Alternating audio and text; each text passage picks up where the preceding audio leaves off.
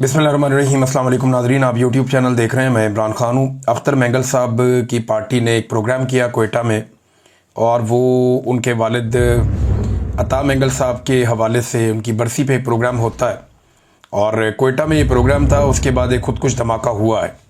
ये इस साल दूसरा मौका है पिछले चंद महीनों में कि अख्तर मेंगल साहब के ऊपर खुदकुश हमला किया गया है, और खुदकुश हमले में 13 अफराद अब तक शहीद हुए हैं, और कई लोग जो ज़मीन पे वहाँ गिरे हुए थे, जो देखा गया उस वक्त, वो बहुत बड़ी तादाद में। वहाँ ज़ख्मियों के बारे में बताया जा रहा है कि लगभग दर्जनों लोग वहाँ पे ज़ख्मी हुए हैं इस खुदकुश धमाके के नतीजे में। कुछ लोग कह रहे हैं 30 से ज़ायद हैं, कुछ लोग 40 का फिगर बता रहे हैं। लेकिन जो मकामी सहाफ़ी हैं उनका ये कहना है कि अख्तर मेंगल के एक करीबी साथी हैं BNP मेंगल के साजिद तरीन साहब, ये नायब सदर हैं, और ये भी इस वाक़े में 13 अफराद के साथ शहीद हो गए हैं। इससे पहले आपको याद होगा लखपास के मकाम पर जब अख्तर मेंगल साहब धरना देकर बैठे हुए थे और कोयटा में आना चाहते थे, तो वहाँ पे भी एक खुदकुश धमाका हुआ था, और उसमें भी कुछ नुकसान हुआ था। अब ये खुदकुश धमाका होना, इसके नतीजे में लोगों का शहीद होना, एक्चुअली अख्तर मेंगल साहब की लड़ाई तो इस वक्त रियासत के साथ है, लेकिन क्या इस मौके से कोई और फ़ायदा उठाना चाहता है? ये एक बड़ा सवाल है जो मौजूद रहेगा जब तक कि गैर जानिबदाराना इंक्वायरी नहीं होती। पता नहीं चलता कि वो कौन है जो अख्तर मेंगल साहब को खुदकुश हमले में निशाना बनाना चाहता है। वहाँ पे अख्तर मेंगल साहब के अलावा महमूद अचकज़ई और दाऊद शाह काकड़, जो पाकिस्तान तहरीक इंसाफ के रहनुमा, ये लोग भी मौजूद थे, और इनके निकलते ही फौरी तौर पर कुछ लोग कहते हैं कि विद इन मिनट्स ये धमाका हुआ है। जैसे ही ये लोग निकले वैसे ही धमाका हो गया, और ज़्यादा लोगों का ये कहना है कि इसमें मुमकिन तौर पे अख्तर मेंगल को टारगेट किया जाना था। खुशकिस्मती से वो भी महफूज रहे, महमूद खान अचकज़ई भी महफूज रहे, और दाऊद शाह काकड़ भी महफूज रहे। लेकिन ये बड़ा अनफॉर्चुनेट है कि 13 लोग इसमें शहीद हो गए। अब अख्तर मेंगल साहब ने क्या कहा इस दिन, ये मैं आपको बता दूं। डॉक्टर मुबारक बलूच को 3 MPO के तहत कैद किया हुआ है, और 4 माह से उन्हें रिमांड पर रखा हुआ है। क्या मुल्क 2 लख्त करने वालों का कभी रिमांड दिया गया? क्या आइन तोड़ने वालों का रिमांड दिया गया? क्या मार्शल लॉ लगाने वालों का रिमांड दिया गया? ये तल्ख सवालात हैं जो अख्तर मेंगल साहब ने पूछे। उन्होंने कहा हमारी माओं और बहनों के सर से दुपट्टे उठाकर उन्हें पाबंदे सलासल किया जाता है। हमारे अकाबरीन इस धरती पर मौजूद नहीं है, इसलिए गीदड़ भी शेर बन गए हैं। आज सूबे के वारिस वो बने हैं वल्लाह जिनके घर से एक मुर्गी भी शहीद नहीं हुई। ये वो जो सूबे के अंदर जिनको हुकूमत बनाकर दी गई है, ये लोग तो जाली हुकूमत है और जाली किस्म के सियासतदान हैं। एस्टेब्लिशमेंट के कंधों के ऊपर बैठ के इन्होंने हमेशा इक़्तिदार हासिल किया है। संजरानी साहब आपको याद है एस्टेब्लिशमेंट के चेयरमैन सेनेट थे। फिर काकड़ साहब को बनाया गया बाकायदा वज़ीर आज़म निगरान, वो भी एस्टेब्लिशमेंट के आदमी है। अभी बुगटी साहब जो है ये पुराने एस्टेब्लिशमेंट के आदमी है, और इस वक्त इनको बनाया गया वज़ीर आला बलूचिस्तान। इस बारे में बात कर रहे हैं। फिर अख्तर मेंगल साहब ने कहा कि आज जिसको जमहूरी दौर कहा जा रहा है, इसमें आप तकरीर करो तो आपके ऊपर FIR काट दी जाती है कि आपने रियासत मुखालिफ तकरीर की है। और भाई तुमने किस जानवर का नाम रियासत रखा हुआ है? काफ़ी जज्बाती खिताब किया अख्तर मेंगल साहब ने, और उनके ऊपर फिर उसके बाद हमला हुआ, और उस हमले के नतीजे में जो है वो 13 लोग शहीद हुए। अब इस तरफ से तो कोई बात नहीं आ रही, लेकिन जो एस्टेब्लिशमेंट के ज़राए हैं या वो लोग जो एस्टेब्लिशमेंट से खबरें लेकर चलाते हैं, उन लोगों ने एक लाइन पकड़ ली, और वो ये कह रहे हैं कि अख्तर मेंगल पे 2 हमले हुए, अख्तर मेंगल क्यों नहीं मारे गए? अब वो ये कह रहे हैं कि क्योंकि अख्तर मेंगल नहीं मारे गए, तो वो इस तरह की बातें कर रहे हैं कि शायद ये अख्तर मेंगल की कोई साजिश है, या ये जानबूझ के हरकतें कर रहे हैं और बलूचिस्तान के हालात ख़राब करना चाहते हैं। और साथ उनका ये कहना है कि शायद लोग इनकी बात नहीं मान रहे, इसलिए अब ये इस किस्म की हरकतें कर रहे हैं। अब ये प्रोपेगेंडा करना ये और ज़्यादा अफसोसनाक होता है। एक सूबा है जो रियासत कंट्रोल नहीं कर पा रही, रियासती इदारे मुकम्मल तौर पर नाकाम है, वहाँ पर जो जाली हुकूमत बनाएगी वो भी मुकम्मल तौर पर नाकाम है। आज बलूचिस्तान का कोई माई बाप नहीं, कोई पूछने वाला नहीं है। हाँ, वहाँ से सिर्फ मादनियात निकलती हैं, और वो मादनियात बगैर किसी तातुल के जाती हैं बाहर, सिर्फ उनका ख्याल रखा जाता है। इंसान की ज़िंदगी की वहाँ कोई कीमत नहीं है। जो ज़ायरीन जाते थे ईरान, वो नहीं जा सकते ज़मीनी रास्ते से, रास्ते बंद कर दिए गए। आप रात के वक्त वहाँ पे कहीं ट्रेवल नहीं कर सकते, दिन के वक्त भी आपने जाना तो सिक्योरिटी का आपका बंदोबस्त होना चाहिए। तो हंसते बसते बलूचिस्तान को यहाँ तक पहुँचा दिया गया, और अब जो लोग बलूचिस्तान के रहने वाले एहतजाज करते हैं उनको पकड़ के या तो अंदर डाल देते हैं, या इस किस्म की हरकतें उनके साथ हो रही हैं। ये इंतहाई अफसोसनाक है। रियासती इदारों को और रियासत को ये सोचना पड़ेगा कि इस किस्म के कत्लो गारत गिरी से ना माजी में कभी फ़ायदा हुआ है, ना अब किसी किस्म का कोई फ़ायदा होने का इम्कान है। इमरान खान साहब की बहनें उनको दोबारा मिलने के लिए गई थी, क्योंकि आपको पता है कि कल मंगल का दिन था। वो सारा दिन बेचारी वहाँ पे इंतज़ार करती रही, सुबह से शाम हो गई, उनकी मुलाकात नहीं करवाई गई और रात के तक उन्होंने इंतज़ार किया। उसके बाद फिर वो वहाँ से मायूस होकर लौट गई। मुज़ाहमत की एक मिसाल कायम की है इमरान खान की बहनों ने। वहाँ अलीमा खान अकेली दीवार पे बैठी रही बहुत देर तक। कारकुन पहले आए, उन्होंने बहुत एहतजाज किया, लेकिन रात गए फिर अलीमा खान वापस गई वहाँ से, जब उनकी मुलाकात नहीं करवाई गई। एक मुलाकात हुई है, इमरान खान साहब का एक ट्वीट भी बाहर आया बैरिस्टर गौर के ज़रिए। अब ये जो इमरान खान साहब का ट्वीट आया, इसके बारे में बेशतर लोग ये कहते हैं कि ये एडिटेड है, यानी जो इमरान खान साहब ने पिछले ट्वीट के अंदर एक रवैया अपनाया था उसका कुछ भी इसके अंदर नज़र नहीं आ रहा। और उससे जो पिछला ट्वीट था वो क्योंकि एक और साहब गए थे मिलने के लिए, तो तब भी चीज़ें काफ़ी गायब थी बीच में से। तो जिस दिन इमरान खान की बहनें मिलती हैं ना, उस दिन आती है असल खबर बाहर।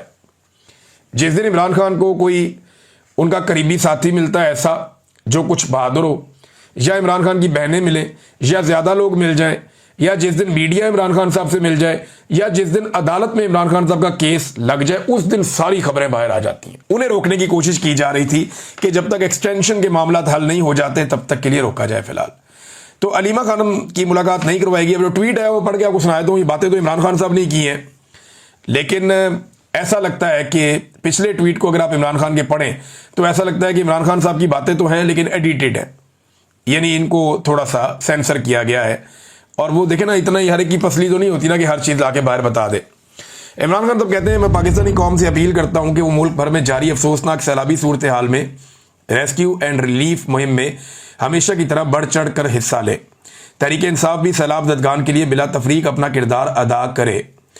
ये बहुत अच्छी बात की इमरान खान साहब ने। इस वक्त सबको तवज्जो जो है वो सैलाब मुतासरीन की तरफ रखनी चाहिए। मैं हमेशा मौसमियाती तब्दीलियों और उनसे आने वाले नुकसानात के हवाले से शऊर उजागर करता रहा हूँ। हमने पहले खैबर पख्तूनख्वा में बिलियन ट्री सुनामी शुरू करवाया और वफाकी हुकूमत में आकर 10 बिलियन ट्री सुनामी शुरू करवाया। इसके साथ मुतअद्दिद छोटे, दरमियाने और बड़े दर्जे के डैम्स और नेशनल पार्क समेत ऐसे अहम माहौलियाती हिफाजत के मनसूबे शुरू करवाए जो माहौलियाती तबाही में कमी का बायस बने। दरख्त ही माहौलियात का तहफ़्फ़ुज़ कर सकते हैं। ऐसे मनसूबों पर तेज़ी से काम करना कौमी तरजीह होनी चाहिए।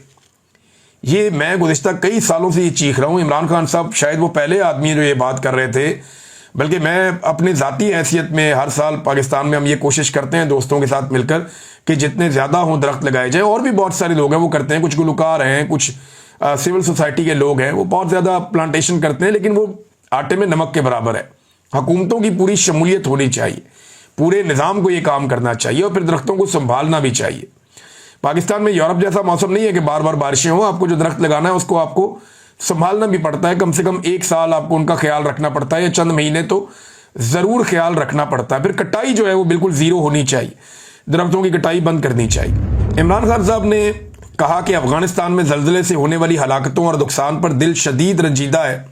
हम मुश्किल की इस घड़ी में अपने अफगान भाइयों के साथ खड़े हैं।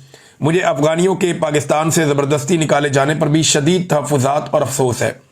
खैबर पख्तूनख्वा की हुकूमत ने अफगानिस्तान के लिए इमदादी सामान ट्रकों में भरकर रवाना किया, अच्छी बात है, और वो सामान अब जाएगा अफगानिस्तान। लेकिन जैसे मरीम नवाज फ़ोटो लगाती है ना यहाँ पे अपनी तशहीर के लिए सरकारी पैसे से, इसी तरह उस पर अली अमीन गंडापुर का फ़ोटो लगा हुआ उन ट्रकों के ऊपर। तो अगर इधर तनकीद होती है तो उधर भी होनी चाहिए। बात जो ठीक है वो ठीक है, और यहाँ पे सिर्फ हुकूमत खैबर पख्तूनख्वा वो करते जो तरीक़ाकार है तो वो बेहतर था। अगर अपने फ़ोटो लगाने तो अपनी ज़ाती पैसों से लगाओ। ये सरकारी पैसों से अपनी ज़ाती तशहीर जो है वो ये नामुनासिब चीज़ है, चाहे कोई भी करे। फिर आगे इमरान खान साहब ने कहा कि खैबर पख्तूनख्वा में अपने ही लोगों पर ड्रोन अटैक्स और मिलिट्री ऑपरेशन फौरी तौर पर बंद होना चाहिए।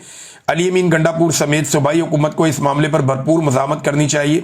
पहले ही वो इलाके सैलाब की तबाही झेल रहे हैं। इन हालात में ऑपरेशन या ड्रोन हमले और अपने इलाकों से बेदखली ज़ख्मों पर नमक छिड़कने के मुतरादिफ है। मेरी हदायत की रोशनी में तहरीक इंसाफ का ज़िमनी इंतखाबात के बाइकआउट का फैसला काबिल तहसीन है। कागजात नामजदगी वापस लेने वाले उम्मीदवारों भी दाद के मुस्तहिक हैं। जिन अरकान ने असम्बली की कमेटियों से इस्तीफ़ा दिया वो भी काबिल तारीफ़ हैं। इनको ये भी हदायत करता हूँ कि अगर इनके ज़ेर इस्तेमाल कोई गाड़ी या मुराद है तो चाबियाँ वापस करें और फौरी तौर पर मुराद वापस करें। पेशावर जलसे की हतमी तारीख का फैसला सितंबर में ही सैलाब की सूरत देखकर मुशावरत से किया जाए। 3 साल जुल्म और जबर सहने और हक पर होने के बावजूद मैंने मुल्की मफाद में मुज़ाकरात की बात की, मगर मुझ समेत मेरे ख़ानदान से सियासी इंतकाम की इंतहा कर दी गई। हमारे लोगों पर सीधी गोलियां चलाई गईं और पार्लियामान में हमारे अपोजिशन लीडर को नाअहल कर दिया गया।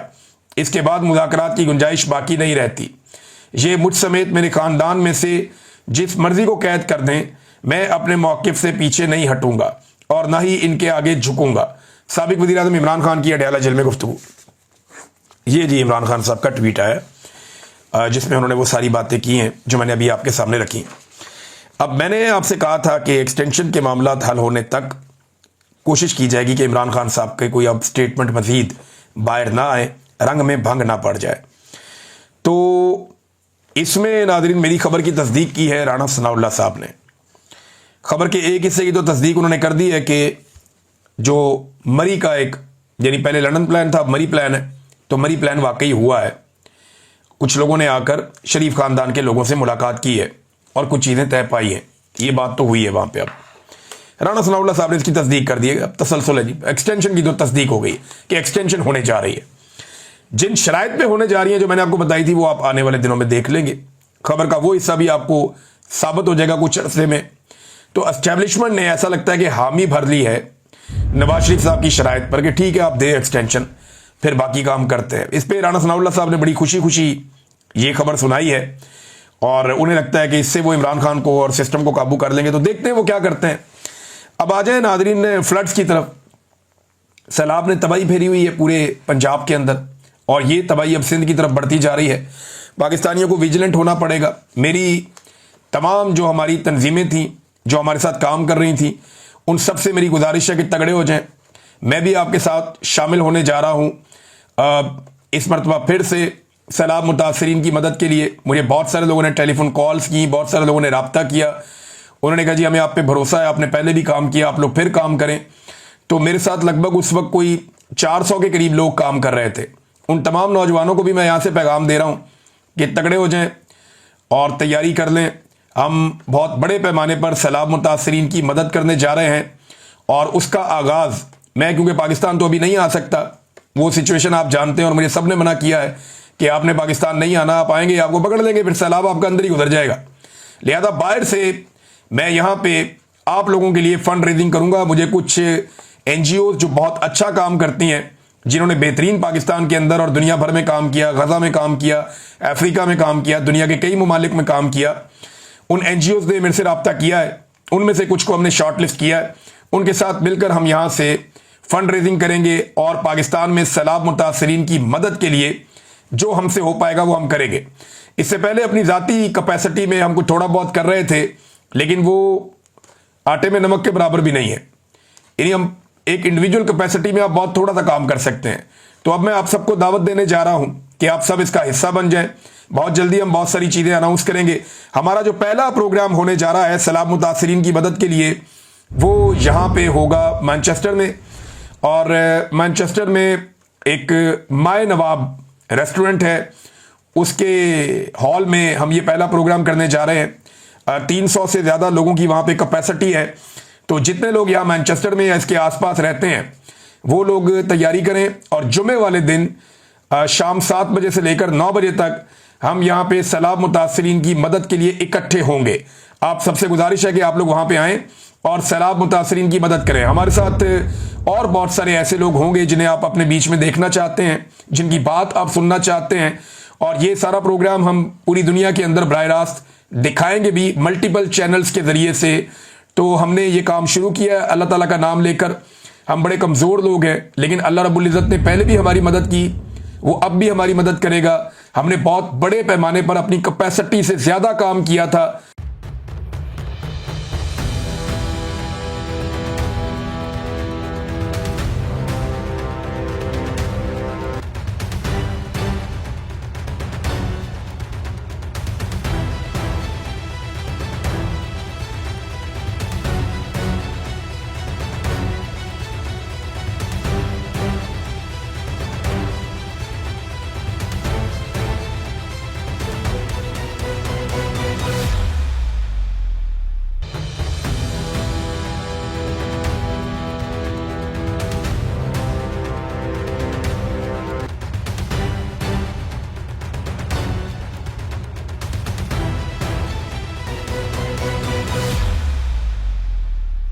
मुझे आज भी यकीन नहीं आता कि हम वो कर पाए थे। तो मुझे अल्लाह ताला से उम्मीद है कि ये बहुत बड़ी आजमाइश है पाकिस्तान पे। मैं वहां तो नहीं जा सकता, लेकिन यहां से जो कुछ मेरे से बन पड़ेगा मैं करूंगा। बहुत अच्छे और ईमानदार लोग हमारे साथ जुड़े हैं, मैं उम्मीद करता हूं कि वो भी हमें मायूस नहीं करेंगे और पाकिस्तानी भी नहीं करेंगे। ओवरसीज पाकिस्तानी जो यहाँ मैनचेस्टर के आसपास हैं वो लोग इकट्ठे हो जाएं। इसके बाद हम बाकी शहरों में भी आएंगे, लेकिन सबसे पहला प्रोग्राम जो है वो मैनचेस्टर में माए नवाब जो रेस्टोरेंट है, जो पुराना वाला, वहां पे ये एक तो बड़ा है बहुत, वो नया बना है वहां नहीं, जो एक ओल्ड वाला जिसको सब जानते हैं यहाँ पे, वहां पे ये प्रोग्राम है। जुमे वाले दिन शाम 7 बजे से लेकर 9 बजे तक 5 तारीख होगी। तो आप सबसे गुजारिश है कि यहाँ पे आएं और सैलाब मुतासरीन की मदद के लिए हिस्सा डालें। भारत से बहुत बड़े पैमाने पर पानी अभी पाकिस्तान में दाखिल हो रहा है, लगातार दाखिल होता चला जा रहा है, और जो इतलात हैं इस हवाले से वो मैं आपके साथ शेयर करता हूं। ये बड़ी खौफनाक इतलात हैं और एक एक तफसील यहाँ पे अब मेरे पास लिखी हुई है। इस वक्त हमने सारा डाटा इकट्ठा किया है कि भारत के कौन कौन से डैम के जो दरवाजे हैं वो मुकम्मल तौर पे उनके गेट खुले हैं, और वो सारा पानी जो है वो 2 दरियाओं में बहुत तेजी से दाखिल होने जा रहा है, सतलुज में और चनाब में। चनाब का जो पानी है वो झेलम तक, और सॉरी उससे ऊपर जो आप चले जाते हैं जंग तक, वहां तक तबाही मचाता है और फिर ये दरिया सिंध में जाके गिरता है। इसी तरह जो आपका रावी का और सतलुज का पानी है ये भी दरिया सिंध की तरफ जाता है। रावी ने जो कुछ किया वो आपके सामने है। रावी में लगातार पानी की जो सतह है वो बार बार बुलंद होती है, और अभी मजीद पानी का एक रैला रावी में दाखिल होने जा रहा है। जबकि सतलुज के हालात बताए जा रहे हैं कि सबसे ज्यादा खौफनाक हैं। ब्यास के इलाके में जो कैशमेंट एरिया है वहां पे बारिश रुकी नहीं रही, ना ही हिमाचल के इलाकों में बारिश रुक रही है, और वो अगले चंद दिन जारी रहेगी। तो ये सतलुज बहुत बड़ा खतरा है मुल्तान के लिए। जो कुछ मुजफ्फरगढ़ में हो रहा है वो आपके सामने, और कसूर से ऑनवर्ड जनूबी पंजाब तक ये तबाही फैलाता हुआ जा रहा है, और आगे ये पानी अभी जनूबी पंजाब और फिर सिंध में दाखिल होगा। जब ये सिंध के अंदर, क्योंकि देखें कल से ये पानी, यानी आज के दिन से ही आप ये समझ लें कि अब ये सिंध के अंदर दाखिल होना शुरू हो जाएगा। अब यहां सिंध में पानी बढ़ेगा। पाकिस्तान कैसे मैनेज करता है ये बहुत इंपॉर्टेंट है। कौन से बंद तोड़े जाते हैं, बैराजों को कैसे बचाया जाता है, जो आपके हेड्स हैं उनको कैसे बचाया जाएगा, और पानी से कैसे निपटा जाएगा, ये बहुत इंपॉर्टेंट है। दरियाए सिंध जो है उसकी अपनी हालत तकरीबन उतनी खराब नहीं है। अगर खुदा न खास्ता इस वक्त पाकिस्तान के बलाई इलाकों में या अफगानिस्तान साइड के ऊपर ज्यादा बारिशें होती हैं और दरियाए काबुल, दरियाए कुनहार और यहां से पानी दरियाए सवात से आता है, तो फिर सूरत हाल मजीद खराब हो सकती है। क्योंकि एक दिन पहले यह भी रिपोर्ट हुआ कि दोबारा से खैबर पख्तूनख्वा के जो अपर एरियाज हैं वहां पे एक मरतबा फिर बुनेर में बड़ी शदीद बारिश और बहुत तेज पानी का एक फ्लो आया है, और वहां पे वार्निंग्स भी जारी की गई हैं, ऐलानात भी किए गए हैं। तो ये सिचुएशन खुदा न खास्ता बनी तो फिर काबू करना मजीद मुश्किल हो जाएगा। तो पाकिस्तानियों से गुजारिश है कि वो तैयार रहे। बहरहाल ये एक बड़ा सैलाब आ रहा है, लेकिन हुकूमतों की कमजोरी भी हमें साथ साथ दिखाई दे रही है। उनकी तवज्जो जो है वो जाती तशहीर की जानिब है। अब एक जो है वो आपको पता है कि एक बड़ा इशू उठ गया था मरियम नवाज की मस्जिद में तस्वीर के हवाले से, तो उसका मरियम नवाज ने नोटिस ले लिया है। खबर कितनी जारी की वो आप देख लें। पंजाब की वज़ीर आला मरियम नवाज शरीफ ने मस्जिद पर अपनी तस्वीर का सख्त नोटिस लेते हुए डिप्टी कमिश्नर मंडी बहाउद्दीन से वजाहत तलब कर ली। मस्जिद पर वज़ीर आला मरियम नवाज की तस्वीर लगाने पर डिप्टी कमिश्नर की सरजनिश हो गई। मरियम नवाज ने ज़िली इंतजामिया और सरकारी इदारों को अपनी तस्वीर के हवाले से SOPs पर अमल दरामद करने की हिदायत कर दी। ये SOPs क्या है ये तो ज़रा कौम को बताया जाए। खाने के हर डब्बे के ऊपर फोटो होना चाहिए, हर जगह पे इनको फोटो लगाना है, और जो फोटो नहीं लगाएगा उसका ये क्या SOP का हिस्सा है। बहुत सारे जो लोग फ्लड्स में काम कर रहे हो मुझे कहते हैं कि मरियम नवाज का फोटो हम नहीं लगाते, वो हमें चीज़ ही नहीं बांटने देते। अभी हम काम शुरू करने लगे हैं ना, रोक के दिखाना। हम बताएंगे कि कैसे लोगों को खाना खिलाना है, हम बताएंगे कैसे लोगों को मदद पहुंचानी है, हम बताएंगे कि कैसे लोगों को, ये सारा मुझे आइडिया है कि क्या करना है। ये नहीं रोक पाएंगे, ये नहीं रोक पाएंगे, क्योंकि जब आप आवाम के लिए काम करने निकलते ना नेक नियति से, तो इन जैसे नहीं रोक पाते, ना ये रोक पाएंगे। अभी जो ये हरकतें कर रहे हैं ये इनको लग पता जाएगा आने वाले दिनों में। ये जो तस्वीर वाला मामला है इस पे नोटिस तो लिया है, लेकिन क्या इंतजामिया को मरियम नवाज ने मना किया कि आज के बाद मेरी फोटो नहीं लगानी, ना किसी लैटरीन पे, ना किसी अस्पताल पे, ना किसी और जगह पे, ना किसी खैमे पे, ना किसी खाने पे, ना किसी डब्बे पे, ना किसी राशन पे, हर जगह ये अपनी फोटो चिपका रही हैं और यही चल रहा है। जाती तशहीर के मामला है ना। गंडापुर ने भी एक अजीबोगरीब हरकत की है। वो कोई जर्मन सफीर उनको मिलने के लिए आए हुए थे, वो बैठे हुए बात कर रहे थे, सामने मीडिया था, तो एकदम अपने बंदे को, वो बेचारा मुलाजिम है यार वहां पे, गरीब आदमी काम करता है, उसको डांट के बिठा दिया पीछे और उसको सुना दी खड़ी खड़ी कि जनाब गुलामों वाली सोच है तुम्हारी, तुम ज़ेनी गुलाम हो। जर्मन सफीर आया तो आया, वो बैठा रहे, इंतजार कर लेगा, क्या फर्क पड़ता है यार। ये क्या रवैया है भाई। ये तो रंगबाजी है, ये गंडापुर की रंगबाजी है और कुछ नहीं है। ये जर्मन सफीर के आगे तो इनकी आवाज नहीं निकलनी। वहां तो ये बहुत अच्छे तरीके से बात करते हैं कि जर्मन सफीर मिलने के लिए आया, यहां बैठ के लोगों के सामने जनाब मैं बहुत बड़ा हीरो हूं, बहुत बड़ा। भाई घर पे मेहमान आया, उसको आपने इज्जत देनी होती है। आप ये कह सकते हैं कि ठीक है उन्हें वेट कराएं, मैं जरा सहाफियों से बात कर लूं। आप सहाफियों को कह सकते थे कि जी क्योंकि एक एम्बेसडर मिलने के लिए आए, हमने उनके साथ भी बात करनी है, तो मैं जरा जल्दी वाइंड अप कर लेता हूं। यह है एक नॉर्मल बिहेवियर। ये ना मुफ्त में मशहूर होने के लिए ना, अपने आप को बताने के लिए कि मैं बहुत बड़ा हूं, मैं कोई गुलाम नहीं हूं, मेरे अंदर कोई गुलामी वाली सोच नहीं है। और भाई वो इमरान खान ही है जिसने एब्सोल्युटली नॉट कहा था, और वो लॉजिकल था। उसने कहा था कि हम कोई गुलाम है, हम आपकी बात नहीं मान सकते। ये बात थी लॉजिकल। ये किसी आए हुए मेहमान को इस तरीके से डील करना, और एक गरीब मुलाजिम को सिर्फ इसलिए कि वो आपके पास तनख्वाह पे काम करता है आप उसको धुतकार के पीछे बैठा देंगे, ये तरीकाकार गलत है। और ज़हनी गुलाम करार दे देना, गुलामों वाली सोच है तुम्हारी, ये कह देना, ये ज्यादती है। इससे आप हीरो नहीं बनेंगे अली अमीन गंडापुर साहब, आपकी इज्जत में इजाफा नहीं होगा। नादरीन, शहबाज शरीफ साहब की चीन में बढ़ चढ़ के इज्जत अफजाई हो रही है, वो मुंह ही नहीं लगा रहा। प्यूटन से इनको मिलना था तो चंद कदम जाके वो मोदी शुदी के साथ सबके साथ वो वॉके शौके कर रहा है, हर एक के साथ वो अच्छे तरीके से मिल रहा है प्यूटन। लेकिन शहबाज शरीफ साहब चंद कदम गए पीछे से, आवाज देकर जाकर मिले हैं जनाब प्यूटन को, और वहां पे फिर रेस्क्यू करने के लिए आर्मी चीफ पहुंचे हैं। तो शहबाज शरीफ साहब की वैल्यू ही खत्म हो गई, क्योंकि सारे जानते हैं कि असल हुक्मरान तो ये है पाकिस्तान के, जो बात करनी है वो इनसे करो। ये तो अर्दली लगे हुए हैं, इनको रह दो पीछे। और वो तस्वीरों में आप देख भी रहे हैं, बेचारे शर्मा शर्मा के पीछे पीछे खड़े हैं। कॉन्फिडेंस ही फारग हुआ है शहबाज शरीफ साहब का। और मिलते कि इनको छोटे छोटे मुल्क नहीं है सेंट्रल एशिया के, इनको मिलकर इनके साथ खुशखपियां करके और तस्वीरें बना के और सोशल मीडिया पे लगाते हैं कि जनाब शहबाज शरीफ छा गया, तो ये हो गया, तो वो हो गया। तो कुछ नहीं हो गया, इजी हो जाए। यही प्यूटन था, यानी शहबाज शरीफ आवाज देता है, दे के रोकता है, चंद लम्हे बात करता है, फोटो बन जाती है, वीडियो बन जाती है। जनाब बहुत बड़ी मुलाकात हो गई। इमरान खान से ये बंदा 3 घंटे मिला था, और ये उस दिन मिला था जिस दिन इसने जंग शुरू हुई थी इसकी यूक्रेन के साथ। कितना इंपॉर्टेंट डे था, तो इमरान खान पे इसने 3 घंटे लगाए थे उसके साथ बात करने में। ये इमरान खान की वैल्यू थी। यही चीन था इमरान खान का इस्तकबाल आप देखें, यही रशिया था इमरान खान का इस्तकबाल आप देखें। दुनिया इमरान खान को किसी और तरह लेती थी।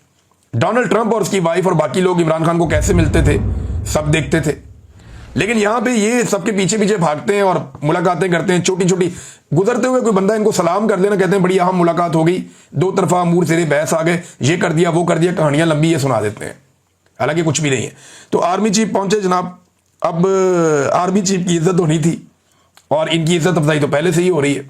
लोगों को पता है कि असल हुक्मरान तो पाकिस्तान का आर्मी चीफ होता है, ये वजीर आजम तो फारिग होते हैं। एक आदमी आया था इमरान खान, उसने कोशिश की, एक दौर में नवाज शरीफ ने की थी, एक दौर में बेनजीर ने की थी, एक दौर में भुट्टो ने की थी। तो जिसने कोशिश की कि वो आर्मी चीफ से ज्यादा इंपॉर्टेंट हो जाए, वो फारिग हो जाता है। तो शहबाज शरीफ को अपनी औकात पता है, वो एग्जैक्टली उसी जगह पे खड़े हैं जहां पे उनकी औकात है। अर्दली इमरान खान साहब ने कुछ गलत नहीं कहा था। लेकिन अब कुछ तस्वीरें जारी की जाएगी, मैं आपको पहले बता दूं, मैं इनको अच्छी तरह जानता हूं। तस्वीरें जारी की जाएगी जिसमें शहबाज शरीफ का कॉन्फिडेंस शो किया जाएगा, इतना बड़ा कॉन्फिडेंट आदमी है, ऐसा नहीं है, बॉस है। कुछ तस्वीरें वीडियोस आपको आ जाएंगी थोड़े दिनों में। नादरीन, ये वीलॉग मैं यहाँ खत्म कर रहा हूँ। अब तक के लिए इतनी, अपना ख्याल रखिएगा, अपने चैनल का भी। अल्लाह हाफिज़।